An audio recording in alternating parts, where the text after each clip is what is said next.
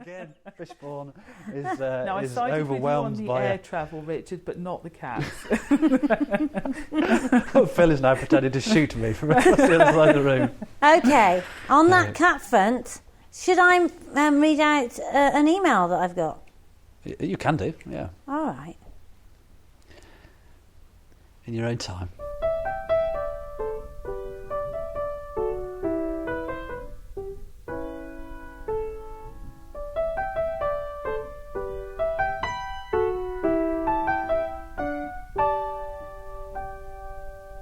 Maybe I've already read this one. I'm totally with you on the cat fight topic. Never has Richard been so full of rubbish. Maybe so. I'll go to the next one. Is that, which email is that though? Is that one of the emails that you've instigated? That was the one I sent you yesterday. Told me a little story, didn't you, the other day? Yes. So you know a little story. Interestingly, now Anna Farmery from which podcast Anna do? The Engaging Brand. The Engaging Brand. Now, Anna's she's a great colleague of yours, or becoming a great colleague of yours, isn't she? Friend, even. And Anna emailed to say about how she thought I was being ridiculous with my cat views. But apparently, when you got off the train to meet Anna at a particular meeting you had with her a few days ago, she mentioned to you that, Heather, you asked me to send that email to Richard. You asked me to be slightly vitriolic in the way I penned my response. And so how can you explain your own criticisms of my response? And how did you get out of that? Well, I still don't know because I wasn't there. But this is interesting. So in actual fact, the only negative responses to my saying how I feel about cats are instigated by you. Rubbish. Absolute rubbish. Yeah. You've missed out Vicky Cowles. And of course, Anna spoke to me on the phone and told me how she desperately disagreed. And I said, you must email. Go for it. And so she did. What's wrong with that? I bet you'd do that, wouldn't you, Rich? And she's asked me to say one... I don't need to. Almost on cue. Oh, here's the cat. Here we are. Oh, but the thing is, Rich, she has asked me to come back on that and say to you that... Oh, Noah. Yeah, don't have any sympathy with him. She's asked me to say, you have not addressed the focus of her email, which is the hypocrisy that you act out in daily life. That's right, yeah. She says, how can you possibly be so obsessive about cats killing the occasional bird when you kill things? Sure. And so I promised her that you'd forward that and then I could address that. Yeah, yes. Yeah. So for my part, my interpretation of hypocrisy would be something like a vegetarian keeping loads of cats which they allow to indiscriminately roam around their house, killing lots of lovely, ecologically significant creatures for no apparent reason.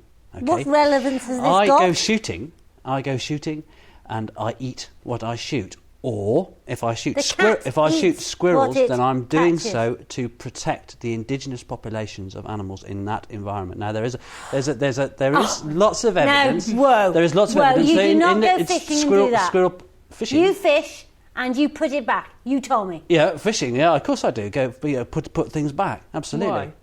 Why? I've always been intrigued by this idea of ripping a hole through a fish's mouth and then chucking it back in and saying, well, hey, I was okay. I threw it back in. They do live. I mean, fish are perfectly happy. In many instances, fish are perfectly happy when you catch them and put them back in. Joyous. There's been lots of repeated Yippee! catches. You know. I'm on the end of Richard's hook. I just can't wait to see him. I don't think so. The original question. You're just all you're doing now. Now I'm explaining your hypocrisy. You're just being slightly unreasonable now in an attempt to humiliate me. Which, of course, you can't do because you're not being constructive enough. Fishing is another topic altogether, and I'm quite happy to defend my fishing. A perfectly harmonious, natural, innocent pastime. One of the most wonderful things that anybody could do. Let's keep to the point. But we won't go into that now. Let's keep to the point. Right. Hypocrisy. Right. You go and do that. Right. The cat eats the bird if it catches it. Right. I think you muddle up completely. No. The cat eating the bird with the fact, if you wouldn't mind, that you don't like them. And you don't like them pooping in your garden. No. And that's your point. No, but that isn't the point. No, my point isn't. I do like cats. I like cats. They're nice-looking animals. My point is, and going back to our original address, we responded to a chap, I think it was Simon, whose life was being made utterly miserable by cats defecating and excavating his garden. So whilst I like cats, perfectly reasonable, I've got no, and again, kind of to reiterate, I've got no problems with people, and the responses I've had towards the original comments I made. Again, people have no problems with people having cats. It's a perfectly reasonable thing to do, but they should be kept indoors. I'm afraid we have to disagree with you on that score. Absolutely. That's why you're here. That's no point you sitting there going, yes, you're absolutely right, Richard. 2-1, I think. Yeah. Well, Heather's going to disagree with everything I say. That would be cruel to keep cats inside. That goes against everything that they can stand for. Right. It's natural. Right. I know we had a rather fierce debate about the fact that cats weren't indigenous to the UK, but I did have a little look up last night in the field of research. Right. Now, the Scottish wildcat is native to the British Isles. Yeah, of course, yeah. And they date back about 9,500 years. Right. 9,500 years. Yeah, absolutely. Okay, so by the early 1800s, Scottish wildcat was wiped out from most of Wales and England. Right. So obviously it was all over Yes. the British Isles. Yeah. Now, the reason that they are no longer all over the British Isles is the decline in their habitat, Right. i.e. a woodland habitat, Right. i.e. something that man has done. If you've got a point, yes, because if we hadn't got domestic cats, we Right. would have had wildcats instead, doing the same damage as domestic cats, in your eyes. So what you're saying is, if we hadn't got domestic cats, we would still have the habitat that wildcats rely on. We would have the indigenous so the habitat that wildcats and rely on, the wildcats would be pooing in would your still garden be here instead of domesticated ones. It's just not really. It's more of an argument, is it? It's about as tenuous as you could possibly find in order to defend someone having wild cats. Wild cats are a species in decline in the British Isles, certainly for many reasons, but also one of the reasons that wild cats are in decline is because of feral domesticated cats. For many reasons, interbreeding, spread of disease, etc., etc. So again, that strengthens my point and the point of many of the responses that I've had to my argument that the domesticated cat is so destructive in lots and lots of different ways.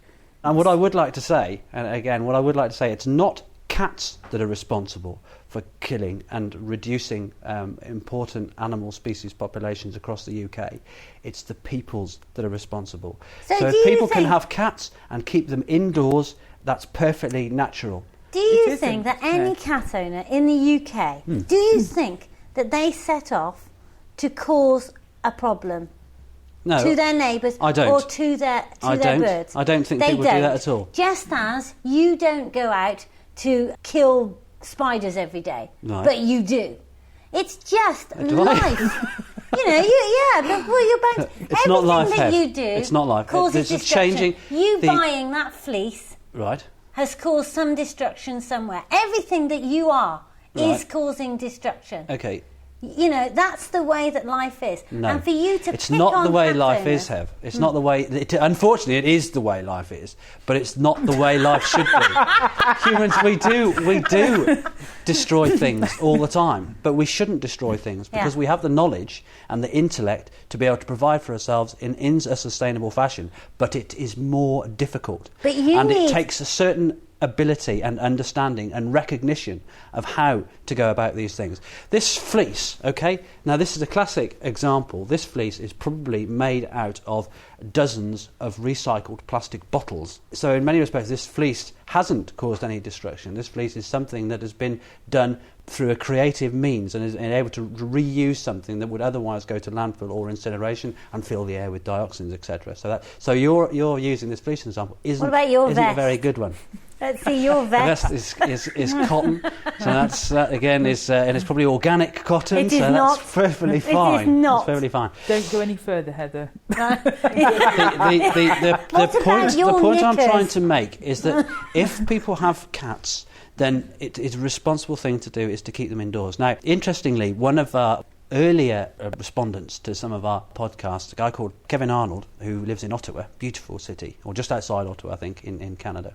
He entered. Do you remember a competition we did a while ago? I think it was, I can't remember what the prize was. I think it was Chris Baines's book, Garden for Wildlife book. Anyway, Kevin recently emailed me with a whole bunch of stuff that he'd been looking at from the States. Yeah. And there's a campaign, Conserving Wild Birds and Their Habitats Throughout Americas, by the American Bird Conservancy, have a campaign to encourage people to keep cats indoors, which is an absolutely fantastic campaign. It really does. I mean, there are things, and I've seen cats in this country kept in, you can have your cats wandering around the house. If you have like a conservatory pen outside, then the cats can live outside. They can go outside, they can do their business outside, whatnot, but they can't get around to killing birds. Ridiculous. Now you see, what the point? You look at me. You're not going to beat me because you're good at waffle. You have more airtime than me. Cats, right? Yeah, that's precisely it. That's a good point, isn't it?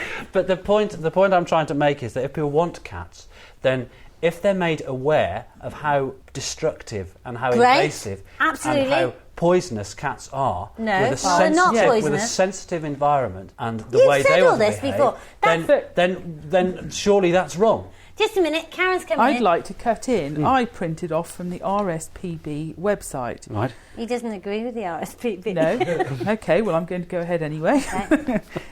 There is evidence that cats tend to take weak or sickly birds. It's likely that most of the birds killed by cats would have died anyway from other causes before the next breeding season. Right.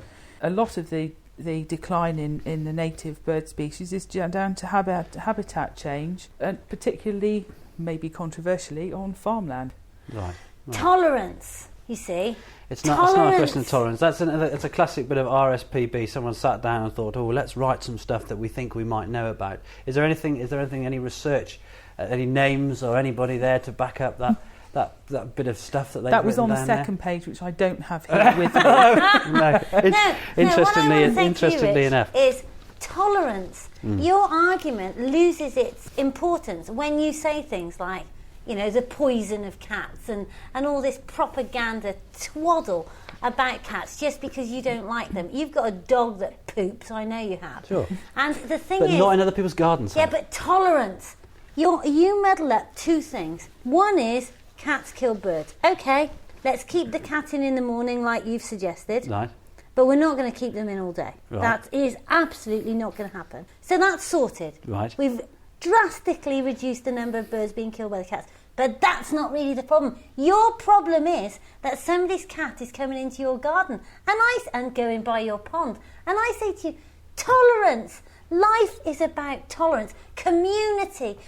Other people do things that annoy everyone all the time. Yeah. Somebody might cut your hedge. Somebody might do something. Just relax. Be tolerant. Like me! Yeah. Absolutely, quite, yeah. So I've got the answer.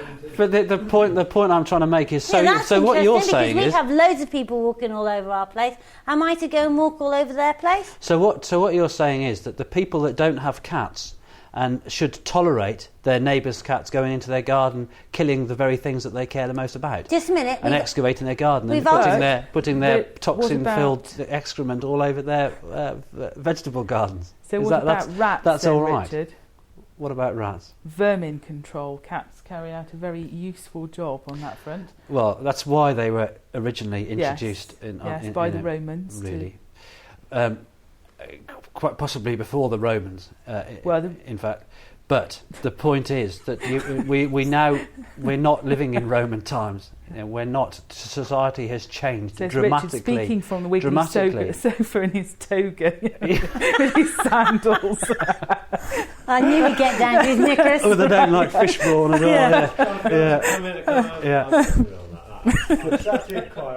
But the point is, this is the most outrageous. Hang on. Farmer Phil. Got to come in. Oh, that's just awesome. First of all, bring it on. Your arguments to shut cats in forevermore, the same arguments refer to shutting you or me in forevermore, because we have implications on everybody else around us and our environment. So if you're going to shut cats in, shut yourself in. Second point is you say that times haven't changed since the Romans. Only last week I hear on the news and read in the newspaper that we have the highest populations of brown rats in this country that we've ever had. Absolutely. And they are a major problem. Yeah. And birds, after all, can fly, which cats can't. Right. Now, I know that cats will catch some birds, Right. but the birds have a distinct advantage, it seems to me. So that if the cat catches a few rats as well, that's great. And if you feed the birds so there are lots of them, that is also great. But somewhere in amongst it is a balance. And that I accept, we had a correspondent who said that there are huge numbers of cats in urban areas. That's true. Right. But you can have cat-proof bird tables, you can feed the birds in relative safety, the cat might have a few. Your cat may well dump in your neighbour's garden, but your neighbours will come and dump back in your garden. Is that a big problem? I don't think so. It Our can be a neighbours big don't problem. dump in It our can garden, be, Phil. but the thing is, in a different situation, different environment to the one that we're living in, it can be a really big problem. So to address some of your issues, I mean, your original thought about shutting in cats, we keep the cats, Phil. People don't keep cats for vermin control. 95% of the population in the UK keep cats purely for pets and for their own benefit. And hang on a minute. You don't hang on fish hang to on eat a minute. the fish. Karen might keep cats for rodent control. If there were cats here, then they might be used for rodent control. It's all But So there I'm are not a couple allowed of to get points. pleasure from Can my- I respond to No, Phil? right. All Phil? part of the balance. Phil's saying that I should be kept in because for the same reasons that cats should be kept in is utterly ridiculous. Okay, so going back to my point about how society is changing, and in order to address the changes within that society and compromise and tolerate one another is all important. Now, one classic thing that I can think of is the changing of leaded to unleaded petrol. And we got rid of leaded petrol because lead goes into the atmosphere, and this is possibly something after your last comment that you can empathise with, is lead particles in the air have been found to reduce IQ. So I'm just wondering, after your last article, you spent the early part of the 80s running after buses. The second point I'd like to make is that I have the evidence in front of me, which you so often ask me for, Phil. You say, "Oh, can you back up any of this stuff that you come out with, Richard?" And of course, I can back it up because I always need these. Right. This is something that will be used many times over. Okay, there's another point I'd like to address that you've made about your rats. It says here, now this is something from the Mammal Society, right? A survey undertaken not He's so long about ago. to defend rats, isn't he? No, I'm not about to defend rats at all. Whoa! Stop! It's gone on too long. I know Karen's got 1,000,000 points about tolerance and cats. I know Richard's got 1,000,000 points about rats and God knows what. And I've got this coyote point too, but we'll have to stop. We'll come back to it at some point. Well, hopefully not soon, because the thing is, are you bored of cats? I am. Meow, Noah, over to Alison. Alison, plant of the week, bring it on, wild garlic. Hang on a minute, I don't think Alison's going to be able to come in today. Yes, she is. I don't think she is. I think I've just got a few points to make. No, you haven't. I appreciate you're quite upset by the fact that I've got a few points to make. In fact, you're chewing your lip. I think to myself, And you're how gonna be many completely cheesed off times the would whole you like day. to make a point? Okay, you've got 5 minutes. Okay. That's it. The only points I want to make are, I'll just take some quotes now, okay? These are from some reliable sources, including the Small Mammal Association. Domestic cats are considered primarily responsible for the extinction of 8 island bird species, including Stevens Island wren, Chatham Islands fernbird, and Auckland Island merganser, and the Where is eradication And the eradication dodo. of 41 bird species from the New Zealand islands alone. All right. So if you imagine what a relatively small population of cats is able to do in that environment, then you kind of get the picture of what cats are able to do in this environment. Now, I'd also like to read something here. Domestic cats, Felis catus, are the most abundant carnivores in Great Britain, and their numbers appear to be growing. Okay, now this is absolutely true. Most domestic cats depend on food supplied by their owners. Therefore, their population is not limited by the availability of wild prey, which most predators are. Now, the populations of cats in the UK now are massively greater than all our natural predators, like stoats and weasels. The other thing I'd like to address, Karen's point about, Phil's point about cats preying on sick and injured birds. Or no, it might have been your point from the RSP. Sorry, Karen, it's your point from the RSPB. And actually here, there's a fact. Churchill and Lawton, 1987, calculated that in a single English village, cats were responsible for up to 30% of the mortality in a house sparrow population, and concluded that domestic cats were a major predator in a typical English village. Okay? Now, well-fed cats do kill birds. Well-fed cats kill birds and other wildlife because the hunting instinct is independent of the urge to eat. In one study, 6 cats were presented with a live small rat, okay, whilst eating their preferred food. All 6 cats stopped eating the food, killed the rat, and then resumed eating the food. Now, these are specifics taken from actual events. You know, this is scientific research. This is absolute. This isn't someone saying my cat doesn't kill birds. It doesn't. Has it addressed the cat food? So the point. So my point is, right, because we've really escalated into this massive great argument over something. I mean, Simon is responsible for this ultimately, but we've escalated this. So my point is that cats are having massive detrimental implications on our indigenous wildlife and some really important species. And your point of how to alter this is to keep cats indoors. No way. We have to address the bird issue. Now, here's my comment from Bill, and it's a little tip for all you cat lovers out there, you cat owners, and it says, for better for worse, we have 2 house cats. They stay inside, but they've got a problem with his heady bouquet of cat urine that wafts from the shared litter box for a few days. And he says what you must do is use Bokashi. So there we are. Thank you, Bill. Where does Bill keep his cats? And the last thing... Sorry? Where does Bill keep his cats? He keeps his cats indoors. Right. What is your point? Nothing. Carry on. If you want to do that, that's fine. And the last point is that the best way of deterring cats from your own garden is to have a cat yourself. Well, in conclusion, there's one point I'd like to make. I've concluded. Cats are not responsible for the killing of birds and mammals. People are.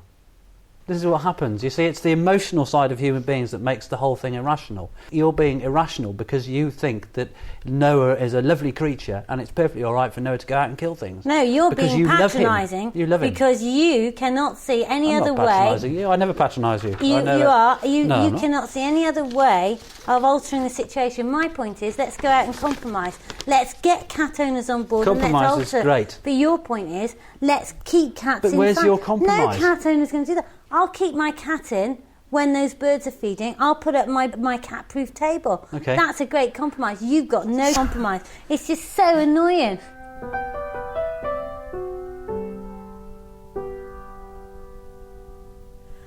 Well, after the most annoying podcast ever known, that 2-parter, are we ready to regain our sense of humour and our little buddiness, our little happy buddy time we have?